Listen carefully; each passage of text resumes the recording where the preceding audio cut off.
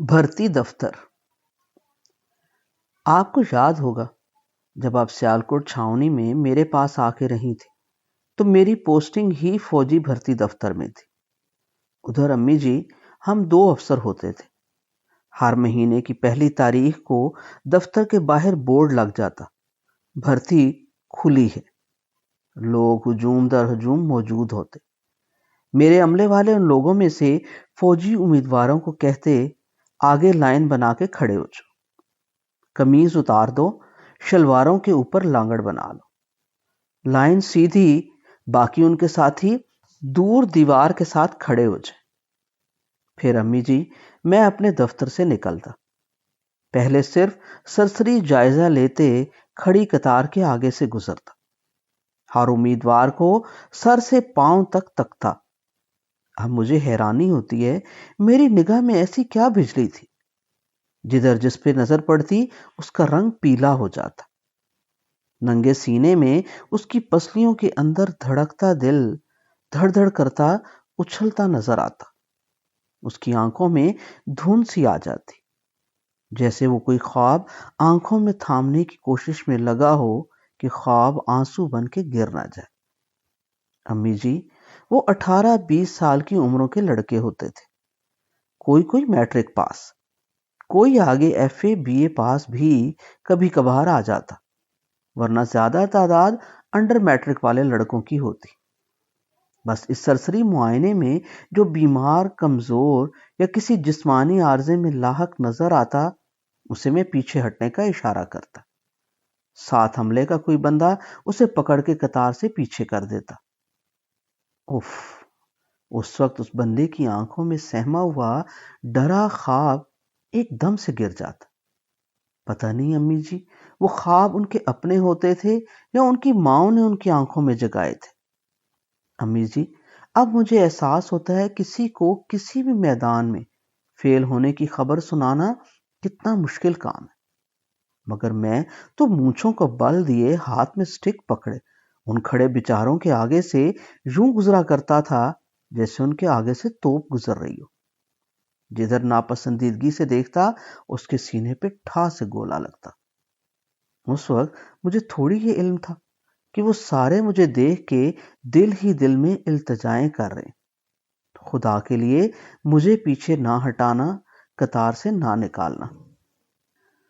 ادھر امی جی یہ ڈیوٹی تھی، یوں سرسری طور پہ جو لڑکے چنے جاتے پھر میرا عملہ ان کی ناپ تول کرتا۔ یہ نام انہوں نے خود ہی دیا ہوا تھا۔ چلو بھئی ناپ تول کے لیے، قد ناپتے، سینہ پھلا کے دیکھتے کتنے انچ ہے، کتنا پھول کے ہوا، وزن لیتے، یوں سب کچھ کر کے پھر ہر امیدوار باری باری میرے دفتر لایا جاتا۔ وہاں میں اس کا تفصیلی معائنہ کرتا۔ ادھر بیچاروں کو شلوار بھی اتارنا پڑتی، بس ڈاکٹری معائنے میں کئی مجبوریاں۔ امی جی پھر جو پاس ہو جاتے ان کی چٹ پہ لکھتا فٹ اور نیچے دستخط کر کے مہر لگا دیتا۔ لو اس کی لاٹری جیسے نکل آتی۔ پھر وہ ساتھ والے دفتر میں جاتا، ادھر دوسرا افسر بیٹھا ہوتا، اس کے پاس پوری فہرست ہوتی کہ اس محکمے میں کس طرح کی ویکینسی ہے۔ امی جی فوج کے اندر ہی اندر بہت محکمے ہیں، ایک تو ہوئے پیدل فوجی جنہیں آپ انفینٹری کہتے ہیں، ان کے بھی کئی نام ہیں، یوں سمجھ لیں ہمارے ہر صوبے کے نام سے ان کا نام ہے، مگر ان کا اس صوبے سے ہونا ضروری نہیں۔ کم از کم ان دنوں تک تو یہی قانون تھا، جیسے ان میں Punjab regiment, F F regiment, Baloch regiment, Sindh regiment, Azad Kashmir regiment, N L I regiment جو ہمارے گلگت علاقے کے لیے، ان میں بھرتی کے لیے سوائے کلرک اور نرسنگ سپاہی کے سب انڈر میٹرک کافی سمجھے جاتے تھے۔ یوں پھر رسالے کے لوگ جو ٹینکوں پہ ہوتے، نمبر ان کا سب سے پہلے لکھا جاتا ہے، ان کی یونٹوں کے نام وہی انگریز کے زمانے سے چلے آ رہے ہیں۔ انگریز جب ادھر لال کرتی پہن کے اپنی فوج لایا تو سارے پیدل فوجی نہ تھے، کچھ گھوڑوں پہ بھی سوار تھے، گھوڑوں والی فوج رسالہ کہلانے لگی۔ پھر جن گھڑ سواروں کے ہاتھ میں تلوار ہونی اسے کیولری کہتے، جن کے ہاتھ میں نیزہ ہوتا وہ لانسرز کہلاتے۔ اب تو سب گھوڑوں کی جگہ ٹینکوں پہ ہوتے ہیں، مگر نام میں کیولری یا لانسرز۔ اپنے دفتر میں بھرتی ہونے والوں کو جب اچھی طرح چیک کر کے انہیں فٹ لکھ دیتا، تو میرے ساتھ والے دفتر میں بیٹھا افسر امیدواروں کی تعلیمی قابلیت دیکھ کے اسے کسی مناسب محکمے سے کوئی ویکینسی دے کے دستخط کر دیتا۔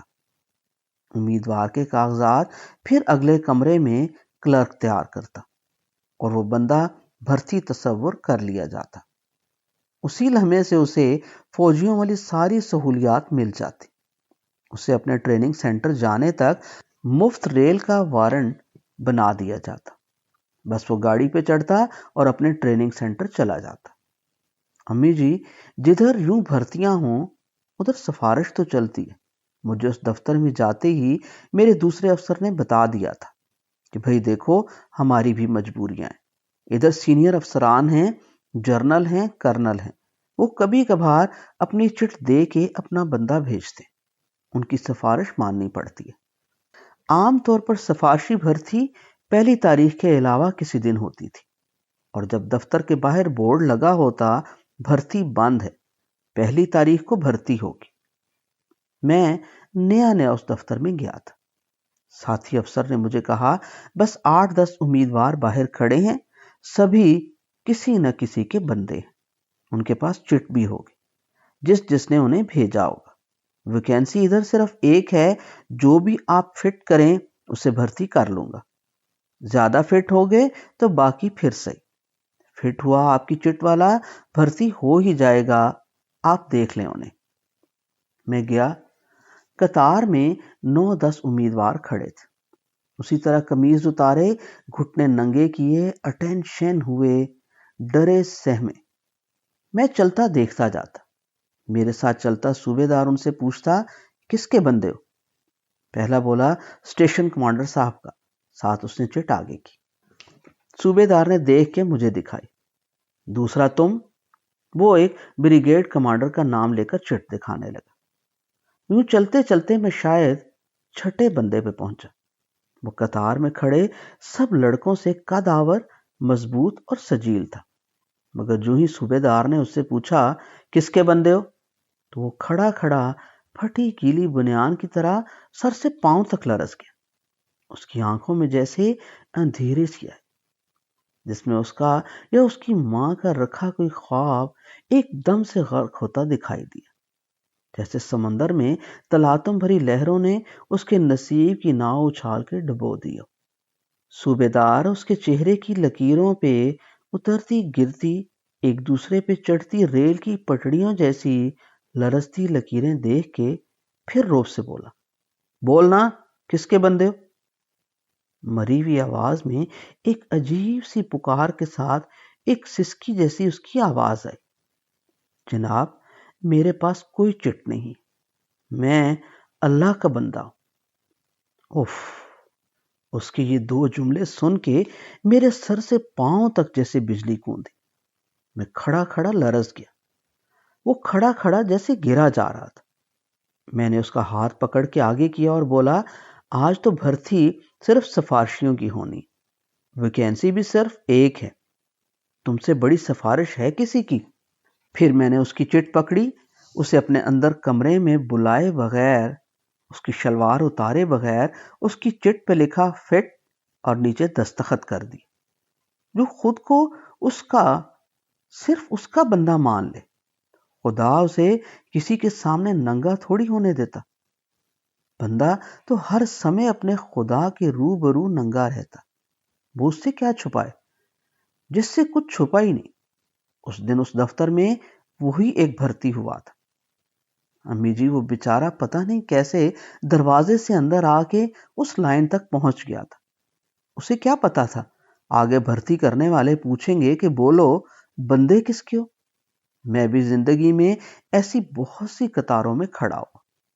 امی جی، میرے پاس بھی کوئی کسی کی چٹ نہیں تھی، قطار سے پیچھے دھکیل دیا گیا، کبھی چن لیا گیا، خالی ہاتھ تھا، بس آپ کا دیا یہ قلم ہے، اس سے لکھنے کے لیے مجھے کوئی نہیں روک سکتا، کیونکہ یہ قلم ہی تو جانتا ہے کہ سفارشی چٹ میرے پاس کسی بندے کی نہیں۔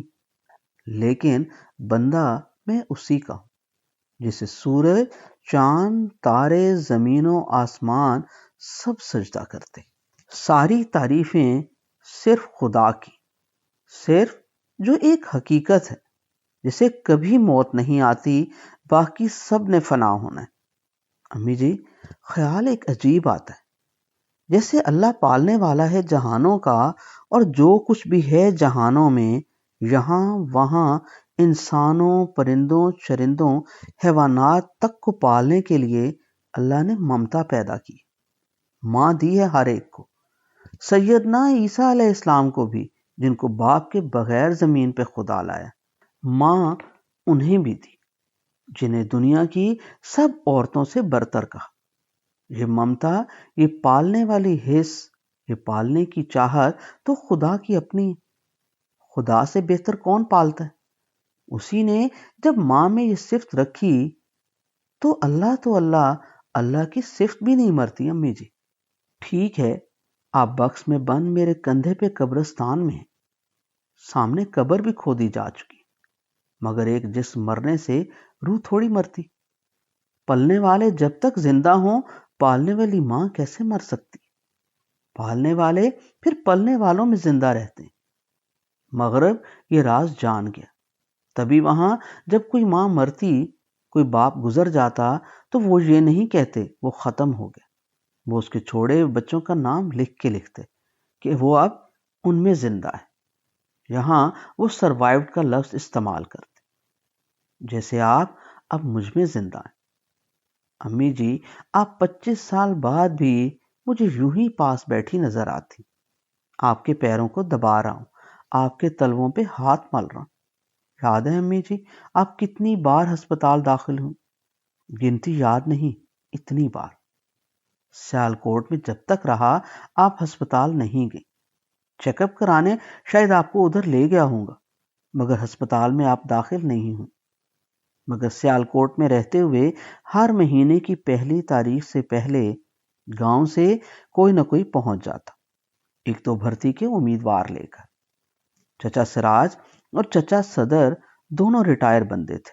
جس نے گاؤں میں بھرتی ہونا ہوتا، وہ جا کے انہیں ادب سے سلام کرتا۔ کسی سے جان چھڑانی ہوتی تو وہ اسے میرے نام کا رکا لکھ دیتے۔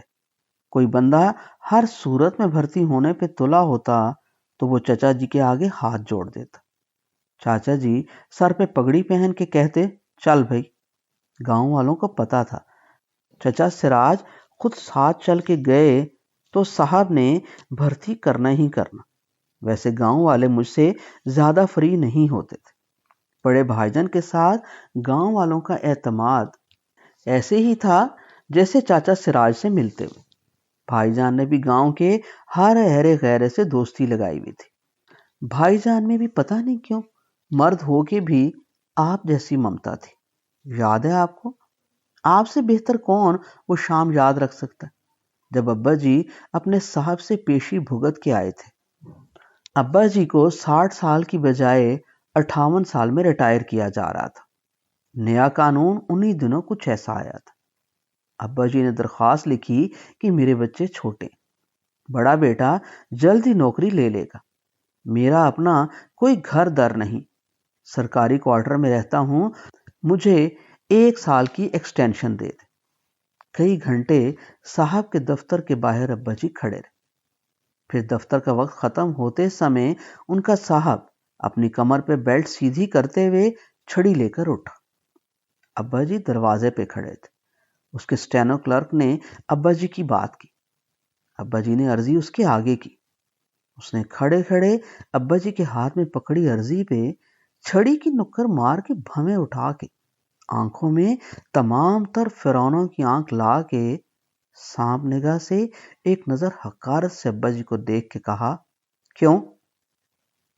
ابا جی بولے، میرے بچے ابھی چھوٹے ہیں، بڑا بیٹا۔ اس نے ابا جی کی بات پوری نہ سنی، ہاتھ میں پکڑی عرضی پہ زور سے سوٹی مار کے عرضی نیچے گراتے ہوئے بولا، ہم نے ٹھیکہ لیا ہے تمہارے بچوں کا۔ ابا جی کی عرضی نیچے ڈگمگاتی گر رہی تھی۔ وہ کھڑے کھڑے کپ کپائے، پھر پیروں کو اٹینشن کی پوزیشن میں لا کے جوتے آپس میں ٹکرائے۔ اور ابا جی کے ہونٹوں سے آہستگی سے یہ نکلا، نہیں، آپ نے نہیں لیا یہ ٹھیکہ صاحب، جس نے پالنے کا ٹھیکہ لیا ہے اسی سے بات کروں گا، سوری، غلط جگہ آ گیا تھا۔ ابا جی ٹوٹے قدموں کے ساتھ آہستہ آہستہ گرے گرے چلتے اپنے گجرانوالہ پولیس لائنز کے کوارٹر کی طرف آ رہے تھے۔ ان کا ذہن خالی تھا۔ 40 سال پولیس کی نوکری میں انہوں نے اپنے لیے ایک کچا کوٹھا بھی نہ بنایا تھا۔ وہ کدھر اپنا اتنا بڑا کنبہ لے کر جائیں؟ نہ کوئی زرعی زمین، نہ کوئی شہری پلاٹ، کوئی بینک اکاؤنٹ ہی نہیں، گھر میں بھی چند دنوں کا آٹا نمک۔ بس چلتے چلتے ابا جی کا بھی وہی حال تھا جو بھرتی ہوتے سمے بغیر چٹ کے کھڑے بندے کا ہوا تھا، جو میرے سامنے لرز کے بولا تھا، میرے پاس کوئی چٹ نہیں، میں اللہ کا بندہ ہوں۔ ابا جی کو یاد تھوڑی ہوگا گھر جا کے کیا بولوں گا، گھر کا سامان لے کر کدھر جاؤں گا، 6 بیٹے 3 بیٹیاں کیسے پالوں گا؟ میں تو چھوٹا تھا، 7ویں جماعت میں تھا شاید، مجھے تو کچھ یاد نہیں۔ باقی بچوں کے ساتھ باہر برگر نیچے بھاگ دوڑ رہا تھا۔ ابا جی نے بھی پوری بات کسی کو نہیں سنائی، کیسے وہ اپنے صاحب کے دفتر سے گھر تک چلتے چلتے پہنچے۔ اندر گھر میں ابا جی نے آپ کو کمرے میں بلا کے شاید کچھ کہا ہو، یا آپ ان کا روحان سا دکھ سے بھرا ٹوٹا ہوا چہرہ دیکھ کے سب سمجھ گئی ہوں گی۔ اللہ جانے آپ دونوں نے مل کے اللہ سے کیا فریاد کی، اللہ سے کس درد، کس دکھ اور کس کرب میں التجا کی ہوگی کہ اللہ نے 2 منٹ کی بھی دیر نہیں کی۔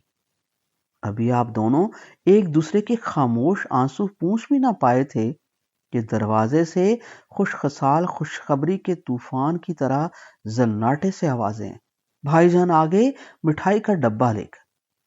ہم بہن بھائیوں کو بھائی جان کو دیکھ کے ویسے ہی خوشی سے دیوانگی سی ہو جاتی تھی، اوپر سے چمکتا ہوا خوشخبری بنا ہوا بھائی جان کا چہرہ، ہاتھ میں سنہری گوٹے کی ڈوری سے بندھا ہوا گلابی مٹھائی کا ڈبہ۔ بھائی جان آگے مٹھائی آگے۔ کمرے میں امی جی، آپ اور ابا جی ابھی سسک بھی نہ سکے تھے کہ یہ خوشگوار خوشی کی لہر آپ کو پہنچی۔ ابا جی کو اپنی اوپر بھیجی عرضی پہ یقین تھا، آپ کو شاید کچھ شک ہو، تبھی آپ نے لپک کے بھائی جان کو گلے لگاتے ہوئے پوچھا، بالیا اے مٹھائی؟ بھائی جان آپ سے لپٹ کے لرزتی آواز میں بولے، امی جی میں SDO بن گیا، نوکری مل گئی۔ ابا جی تو اونچا سنتے تھے، انہیں جب بات سمجھ میں آئی تو وہیں آسمان کو دیکھتے دیکھتے گھٹنوں کے بل بیٹھ گئے، پھر سر سجدے میں رکھ دیا۔ ایسا ہی عجیب سجدہ شکر کپ کپا کے ابا جی نے سیالکوٹ میں میرے سامنے بھی کیا تھا، جب میں بھرتی دفتر سے واپس گھر آ کے اپنی ٹوپی اتارتے ہوئے جیب سے ایک کاغذ نکال کے ابا جی کو دکھاتے ہوئے کہہ رہا تھا، ابا جی یہ آپ کے کسی پرانے DSP کا رکا ہے، اس نے آپ کا حوالہ دے کے لکھا ہے، خدارا میرا بیٹا بھرتی کر لیجیے۔ ابا جی نے اینک چہرے پہ لگا کے اس کاغذ کے نیچے لکھا نام تیزی سے پڑھا، پھر ایک دم بلبلا کے گردن اٹھائی اور پھر پورے کے پورے کھڑے کھڑے سجدے میں گر گئے۔ وہ تڑپ تڑپ کے روئے جا رہے تھے، سجدے سے سر نہ اٹھا رہے تھے۔ ایک بار سر اٹھا کے آنسو بھری نگاہوں سے مجھے دیکھ کے پوچھنے لگے، بیٹا اس کے بیٹے کو بھرتی کر لیا نا؟ جی ابا جی، آپ کے حوالے سے آیا تھا، کیسے ان فٹ کرتا، فٹ بھرتی کر دی۔ شکر ہے۔ ابا جی پھر سجدے میں گر گئے۔ اس دن بھی علم ہوا، جس لمحے ابا جی کا یہی پرانا صاحب ان کی عرضی پہ سوٹی مار کے گرا رہا تھا، اسی لمحے لاہور میں کوئی اللہ کا بندہ بھائی جان کے اپائنٹمنٹ لیٹر پہ دستخط کر رہا تھا۔ وہ جس نے پالنے کا ٹھیکہ لیا ہوا ہے، کوئی اسے کہہ تو دیکھے، وہ نہ پالے تو پالنے والا بدل لینا۔